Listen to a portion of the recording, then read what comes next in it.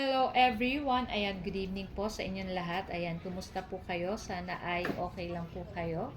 So for today's video ay tara at samahan niyo akong tikman at kainin itong napakasarap na Ilocos Empanada at dito lang po yan sa may Almeda, Naga City. Ayan, so napadaan lang po kami dito and sakto nakita namin ang haba ng pila. So, medyo na-curious lang kami ng aking twins. Kaya naman, nakipila na rin kami kasi hindi pa naman kami nakakain ng Ilocos Empanada. So, first time namin kakain dito.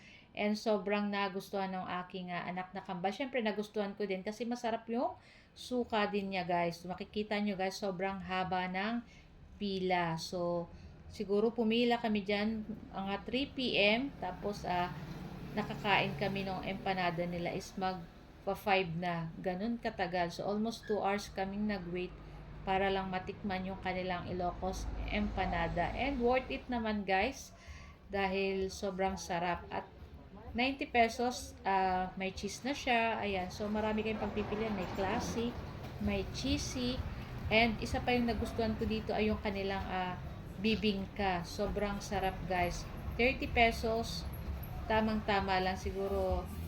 Kung bibili kayo ng isang piraso, gawin nyo ng 2 or 3 kasi mabibitin kayo kasi sobrang sarap. Kaya kung di nyo pa natatry itong bibingka dito sa Ilocos Empanada at yung kanilang empanada, nako, tikman nyo na, guys, para hindi rin kayo mahuli.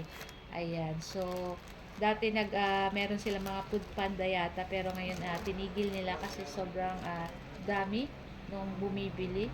Ayan, kung makikita nyo, guys, sobrang laki niya. And yung kanilang empanada, merong may giniling, may pork, may ground pork, may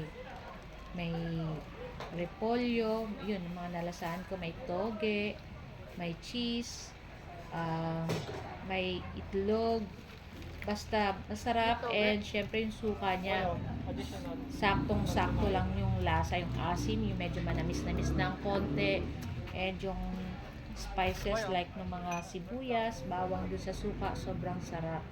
So ayan, pwede pa kayong mag-request ng suka pag kulang. Ayan, 'di ba? Mainit, kahit mainit, guys, talagang todo na to, talagang nandito na tayo sulitin na natin, no, 'di ba? Isang ganito lang, guys, na empanada, sob na sob, busog ka na, guys. Kaya ano pang ginagawa nyo? Ay puntahan nyo na rin dito sa Almeda. Pag napadaan kayo sa Almeda, Naga City, ayan, ay wag nyo nang magpatumpik-tumpik pa at tikman nyo na rin yung kanilang empanada. So, gawang Ilocos to, kaya para na rin kami nakapunta ng Ilocos, nakakain na rin kami ng pagkain ng mga taga Ilocos, o di ba? So, yun na nga, guys, ito lang muna ang ating video today at bukas pa tayo mag-upload ng ating niluto kasi ito pala yung ating na-edit na video. So, guys, thank you for watching. Sa next video. Ciao, bye!